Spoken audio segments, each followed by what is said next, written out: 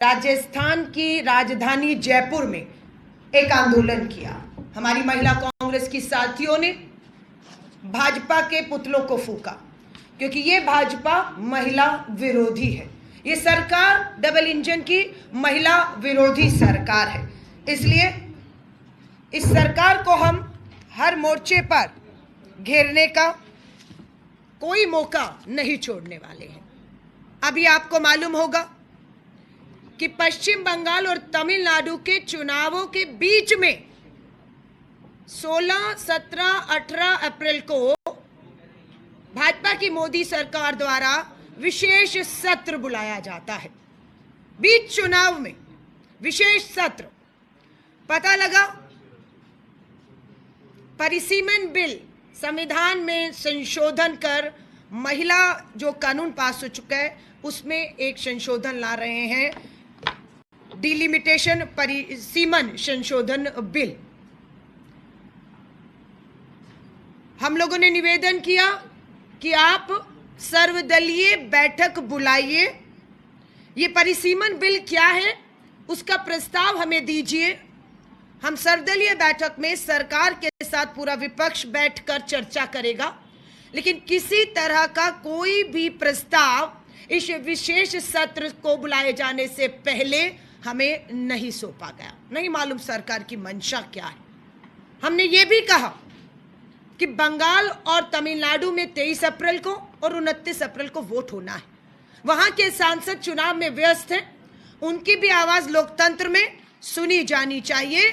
तो आप इस विशेष सत्र को बुलाने की बजाय आप 29 अप्रैल के बाद जब वोट दोनों राज्यों में पूरा हो जाएगा आप कभी भी बुला लीजिए, 1 मई 2 मई को। और वरना जुलाई में मानसून सत्र भी आ रहा है, पूरा व्यापक चर्चा हो जाएगी। अभी जो लोकसभा का सदन गया है, सत्र गया है, उसमें भी चर्चा हुई कि महिला आरक्षण कानून को लेकर सरकार कुछ संशोधन ला रही है। हमने तब भी उम्मीद की कि तब भी चर्चा की जा सकती थी, लेकिन जो संसद का सत्र गया उसमें चर्चा नहीं। बीच में विशेष सत्र मात्र सोनिया गांधी जी ने द हिंदू में अंग्रेजी और हिंदी में आर्टिकल लिखा है। बहस का मुद्दा डिलिमिटेशन है, महिला आरक्षण नहीं। महिला आरक्षण पे कोई बहस नहीं हो सकती। महिला आरक्षण कानून सर्वसहमति से नारी शक्ति वंदन अधिनियम 2023 सितंबर में सबने मिलकर पास करा दिया। कानून बन चुका है, संविधान में दर्ज हो चुका है मेरी आदि आबादी का हक और अधिकार। जब 2023 में ये लेकर आए थे, आज से लगभग 30 महीने पहले, तब भी हमने इनको कहा कि आप इस आरक्षण को सबने हमने पास करा दिया, इसका नोटिफिकेशन कर दीजिए, अधिसूचना जारी कर दीजिए। इन्होंने नहीं किया, क्योंकि ये महिला विरोधी सरकार है, इन्होंने नहीं किया।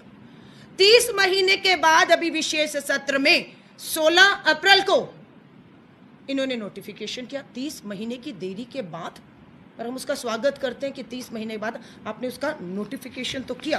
पर नोटिफिकेशन के पीछे का खेल जब सदन में चर्चा 2 दिन चली, 16 और 17 अप्रैल को, तब सामने आया कि इनकी मंशा क्या है।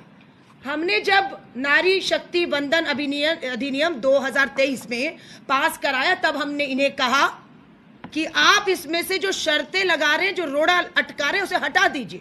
क्या शर्तें लगाई कि हम इस कानून को तो पास कर गए हैं, अब हम जातिगत जनगणना कराएंगे। ये कहा गया, 23 में कहा गया हम जनगणना कराएंगे, जनगणना के आधार पर हम परिसीमन करेंगे, परिसीमन के बाद हम आरक्षण करेंगे, आरक्षण के बाद जो है ये सब होगा। लेकिन सच्चाई ये है कि हम इसका विरोध कर रहे थे कि आप ये रोड़े अटका रहे हैं, इसको छोड़ दीजिए। आज जो आपने कानून हम सब ने मिलकर पास किया है, इसे आप आज और अभी लागू कर दीजिए, नोटिफिकेशन कर दीजिए, ताकि 2024 में ही जो हमारा लोकसभा का चुनाव आ रहा है, वहीं से देश की महिलाओं को 33% मतलब 543 सीटें लोकसभा में हैं, और उसमें अगर उसी समय नोटिफिकेशन और लागू होता तो 2024 के चुनाव में 180 महिलाएं सीधा चुनाव लड़कर अपनी आरक्षित सीटों से इस समय जब मैं आपसे बात कर रही हूं लोकसभा में सांसद बनकर बैठी होती। ये महिला विरोधी भाजपा सरकार ने नहीं किया। ये देखिए कार्टून दिखाइएगा बहुत सरल भाषा में। प्रधानमंत्री नरेंद्र मोदी जी 543 सीटें लोकसभा में हैं। हम कह रहे हैं इन 543 में से 33% आरक्षण कर दीजिए, क्योंकि कानून आ गया है, लागू हो गया, नोटिफिकेशन करिए, लागू करिए, और इनमें से 180 हमारे जो हिस्सा है महिलाओं का दे दीजिए। वो क्या कहते रहे, मेरे पास टोकरी में 543 आम है, लेकिन मैं महिलाओं को, आम मतलब सीट है, लेकिन मैं महिलाओं को तभी दूंगा जब मेरे पास 850 हो जाएंगे। 850 हो जाएंगे, कैसे हो जाएंगे, क्या क्या उसका फार्मूला क्या है, देश को समझाएंगे। जो हमने कहा सर्वदलीय बैठक बुलाकर, ये 850 क्या है हमें बताइए। हम तो कह रहे थे आपको कि परिसीमन हटाइए, जनगणना हटाइए, नोटिफिकेशन करिए और 24 में चुनाव कराकर 180 बहनों को हक दे दो। आप महिला विरोधी सरकार ने किया नहीं। 30 महीने के बाद बीच चुनाव में आप विशेष सत्र लाते हैं, और इस विशेष सत्र में भाजपा देश को गुमराह करती है। महिला आरक्षण बिल आ रहा है, ये महिला आरक्षण बिल नहीं था। ये महिला आरक्षण बिल जो है संविधान में संशोधन बिल था। जो कानून आ गया उसी में संशोधन था कि इसमें अब हम परिसीमन बिल ला रहे हैं। क्या है भाई साहब परिसीमन, क्या है परिसीमन?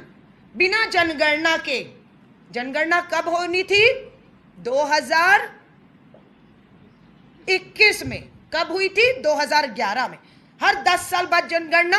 2011 में हमने कराई, 21 में आपको करानी थी, आप सत्ता में थे, आपकी नियत नहीं थी, आपने 2021 में जनगणना नहीं करवाई। हमने आप पर निरंतर दबाव बनाया, सोनिया गांधी जी के आर्टिकल में भी है, लगातार दबाव बनाया कि आप जातिगत जनगणना कराइए, और आप जातिगत जनगणना के भी खिलाफ कोर्ट, सुप्रीम कोर्ट में गए। ये महिला विरोधी सरकार सुप्रीम कोर्ट में जातिगत जनगणना, संविधान में सामाजिक न्याय के तहत बराबर के हिस्से के खिलाफ ये जातीय, और हम लोग जो मांग कर रहे थे उन्हें अर्बन नक्सली बताते हैं प्रधानमंत्री नरेंद्र मोदी। अंत में क्या हुआ? झुकना पड़ा केंद्र की भाजपा सरकार को। कैबिनेट में प्रस्ताव आया कि इस देश में अब जातिगत जनगणना होगी, जो बताया जा रहा है 2026 से शुरू हो चुकी है। अब हमारा भी ये कहना कि जब 2011 का एक एक्सरे आपके पास है, 2021 में एक्सरे हुआ नहीं, जाति जनगणना नहीं हुई, इसलिए आपके पास कुछ नहीं है।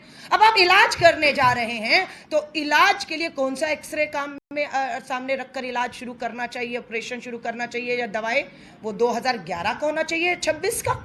हमने भी ये कह दिया कि आपकी नियत नहीं लग रही। ये नया जो परिसीमन बिल लाए हैं, आप 26-27 की जातिगत जनगणना हुए बिना, उससे पहले सिर्फ 850 सीटें बढ़ाकर अपने मुताबिक आप भूगोल बदलना चाहते हैं भारत की राजनीति और सीटों का, जिससे सीधा नुकसान किसका होता है? दक्षिण भारत और उत्तर पूर्वी राज्यों का सीधा नुकसान हो रहा था।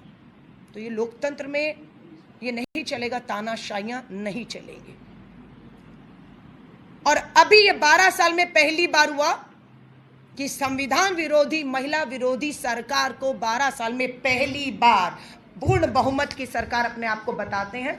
हमारे मुताबिक उनके पास बहुमत नहीं है, और वो हमने दिखा दिया कि औंधे मुंह आकर इनका परिसीमन बिल हमने गिरा दिया। हमारी मांग दोबारा खड़ी है। पहली मांग हम क्या कर रहे हैं? ये जो 543 सीटें हैं, उसी में आज और अभी 33% देकर 180 महिलाओं के लिए सीट आरक्षित कीजिए, और उसे तुरंत प्रभाव से, नोटिफिकेशन हो चुका है, लागू कर दीजिए। ये हमारी पहली मांग है। दूसरी हमारी मांग है कि SC ST बहनों के साथ अति पिछड़ा वर्ग की OBC बहनों को वंचित क्यों रखा जाए, उसकी हिस्सा चोरी हम भाजपा महिला विरोधी सरकार को नहीं करने देंगे। तो 2 मांगे हैं। आज जो सीटें हैं उसी में 133%, उसमें 33% कीजिए, महिलाओं को हक दीजिए। दूसरा, हम ये कह रहे हैं कि आप कह रहे हैं देर हो जाएगी, पहले ही बहुत देर हो चुकी है। तो हम आपसे दोबारा सवाल पूछ रहे हैं, चुनाव तो 29 में होना है ना, चुनाव 29 में होना है, और ये भी तय है कि 26-27 में जातिगत जनगणना हो जाएगी, नया एक्सरे देश के सामने आ जाएगा। तो आप उसे आधार क्यों नहीं बनाना चाहते? कहीं दाल में काला है कि आपकी नियत ही नहीं है कि आप इस देश में जनगणना या जाति जनगणना नहीं होने देंगे, इसीलिए आप उसे आधार ना बनाते हुए, उसका इंतजार ना किए बिना आप इसे थोपना चाहते अपने मन मुताबिक। ये खेल इन्होंने 2 राज्यों में किया, ये असम में और जम्मू और कश्मीर में। एक जगह 2011 परिसीमन को जनगणना को आधार बनाया और एक जगह 2001 की जनगणना को आधार बनाया और अपने मुताबिक परिसीमन करके रेखाएं खींच दी, और दोनों जगह आपने देखा कि भाजपा का खेल में वो कामयाब हो गए, जिसे हमें संसद में, देश में हम कामयाब नहीं होने देना चाहते थे। हम एकजुट थे, हमारी क्लैरिटी थी इंडिया अलायंस के गठबंधन के साथियों की, और हमने इसे कामयाब नहीं होने दिया। हमने इनके मंसूबों पर पानी फेर दिया और हमने महिला आरक्षण कानून को बचा लिया है, नोटिफिकेशन हो चुका है। अब हमारा दबाव है, इसे लागू करो। 2026-27 में जातिगत जनगणना होगी, ये हम निरंतर दबाव भाजपा की सामाजिक समीकरण, संविधान विरोधी, महिला विरोधी सरकार पर हम बनाएंगे कि 2026 और 27 में जातिगत जनगणना पूरी हो, उसके आंकड़े हमारे सामने आए। इन्होंने कहा बहुत समय लगेगा, बहुत समय नहीं लगेगा। बिहार और तेलंगाना 2 राज्य उदाहरण हैं जहां मात्र 6 महीने के अंदर बेहतरीन साइंटिफिक तरीकों से, सर्व सहमतियों से, सबसे चर्चा करके बिहार और तेलंगाना में जातिगत जनगणना कराई गई, और उसके आधार पर जो परिसीमन हुए तो वहां पर हर वर्ग के साथ न्याय हुआ और कोई आवाज नहीं उठी। ये कहते हैं हम महिला विरोधी, जो हम पर उंगली उठाते हैं हम महिला विरोधी हैं, उन्हें हम आईना दिखाना चाहते हैं। राजीव गांधी जी 1989 में देश के प्रधानमंत्री थे, और तब वो पहली बार चर्चा में सदन में, लोकसभा राज्यसभाओं में लाए कि महिलाओं को उनका अधिकार मिलना चाहिए, और स्थानीय निकायों से उन्होंने शुरुआत की, और स्थानीय निकायों में महिलाओं को 33% महिला आरक्षण 73, 74 संविधान संशोधन लेकर आए, जिसका आज ये हमारे पास परिणाम नतीजा है कि 40% भागीदारी हो गई अब 33 से, और कम से कम नहीं तो 15 लाख बहनें आज चुनी हुई इस देश में जनप्रतिनिधि हैं। वो प्रधान है, पंच है, सरपंच है, पार्षद है, और वो मेयर है। ये कांग्रेस की ही सोच है, और संघर्ष था कि 1992 में हम संविधान संशोधन करते हैं, महिलाओं को स्थानीय निकाय में जो है कानून लेकर आते हैं। 92 में नियत थी, इसलिए 93 में विद इन अ ईयर, 1 साल के भीतर हमने इसको लागू भी कर दिया था। इनकी नियत होती तो ये 23 में जो पास करके भाग लिए और आज ढोंग कर रहे हैं, और आज खास सत्र बुलाकर अपनी एजेंडे को परिसीमन के मुताबिक अपनी सीटों को बनाना चाहते हैं, उस पर हमने इन्हें फेल करके संवैधानिक हक को बचाया। श्री राहुल गांधी जी का पत्र है जुलाई 16, 2018 का। 2014 में भाजपा की मोदी सरकार को पूर्ण बहुमत मिला, हम सरकार में थे। 2010 में कांग्रेस की यूपीए सरकार, सोनिया गांधी जी यूपीए की चेयरपर्सन, डॉक्टर मनमोहन सिंह जी जो अब हमारे बीच में नहीं रहे, वो प्रधानमंत्री थे, और 2010 में हमारे पास बहुमत था राज्यसभा में। हमने राज्यसभा में महिला आरक्षण कानून को पास करा दिया। लेकिन जब लोकसभा में कांग्रेस के पास अपने दम पर पूर्ण बहुमत नहीं था, लोकतंत्र है, तानाशाहियों से काम नहीं होता, सहमतियां बनाने में समय लगा, और हमारा कार्यकाल पूरा हो गया, और 14 में भाजपा की पूर्ण बहुमत की सरकार आ गई। लगा 14 में अब तो आ गया। हम निरंतर पत्र लिखते रहे, ये एक पत्र की कॉपी 2016 की मैं लेकर आई हूं कि 14 में जब इन्हें बहुमत मिला तो हमने पत्र लिखा श्री राहुल गांधी जी ने कि 10 में राज्यसभा में पारित हो गए, 14 में अब आप आ गए हैं, तुरंत पहला सत्र आप महिला आरक्षण कानून जो राज्यसभा में या लोकसभा में पारित करके महिलाओं को हक दे दीजिए। इन्होंने 14 में नहीं दिया, 15 में नहीं दिया, 16 का यह राहुल गांधी जी का पत्र कि पूरा विपक्ष, कांग्रेस, प्रधानमंत्री मोदी जी आपने वायदा किया 2014 के चुनाव में महिलाओं को हक देंगे, हम खड़े हैं। 4 पत्र लिखे राहुल गांधी जी ने, एक कॉपी अभी मैं प्रिंट निकाल पाई इसलिए आपके पास लेकर आई हूं, वरना आपके पास राहुल जी के ये पत्र हैं, बिल्कुल मुझे मालूम है पत्रकार साथियों पर। लेकिन 18 का ये पत्र जो है, 16 का 18 का पत्र, इसमें नहीं मांगा गया। उसके बाद चुनाव आया 2014 के बाद 2019, हमने फिर कहा कि दोबारा बहुमत मिल गया आपको, 5 साल में आप कर सकते थे, 14 से 19 नहीं किया, अब 19 में आपको फिर मिला है, 19 से 24 तक अब आप सरकार में दोबारा आए हैं पूर्ण बहुमत के साथ, अब कर दीजिए। नियत नहीं थी, इन्होंने नहीं किया, 19 में नहीं, 20 में नहीं, 21 में नहीं, 22 में नहीं, 23 में तब किया जब ये 24 के चुनाव में जा रहे थे। और भारतीय राष्ट्रीय कांग्रेस इंडिया गठबंधन ने महिला आरक्षण कानून को अपना सबसे बड़ा मुद्दों में शामिल कर लिया था। 2024 के चुनाव में हमने बोला इसको मुद्दा बनाएंगे कि आप धोखा कर रहे हैं, 14 से 24 तक आप महिलाओं को अधिकार वो नहीं दे रहे जो हम राज्यसभा में पास करा कर आए हैं, आप लोकसभा में नहीं दे रहे। तब ये सरकार झुकती है और 2023 सितंबर में ये बिल लाते हैं जो सब सहमति से पास होकर संविधान में कानून बन जाता है, जो आज भी है। तो ये महिला विरोधी भाजपा सरकार को तू डाल डाल हम पात पात गुमराह कर रहे हैं पूरे देश में। और ये तमाशा, ये खेल 23 तारीख नोट करिएगा, 23 और 29 तक चलेगा। ये ढोंग जो प्रधानमंत्री जी राष्ट्रीय ध्वज लगाकर, देश के प्रधानमंत्री जी राष्ट्र को संबोधन, हाँ, और राष्ट्र को संबोधन के नाम पर प्रधानमंत्री जी आप क्या करते हैं, आप सिर्फ कांग्रेस को और दूसरे दलों को गाली निकालने का मात्र काम करते हैं। आपका राष्ट्र के प्रति संबोधन नहीं था, वो संबोधन सिर्फ चुनावी मद्देनजर वोटों के लाभ के लिए आपने किया, जिसमें आप औंधे मुंह आकर गिरे। जुलाई में मॉनसून का विशेष सत्र आ रहा है।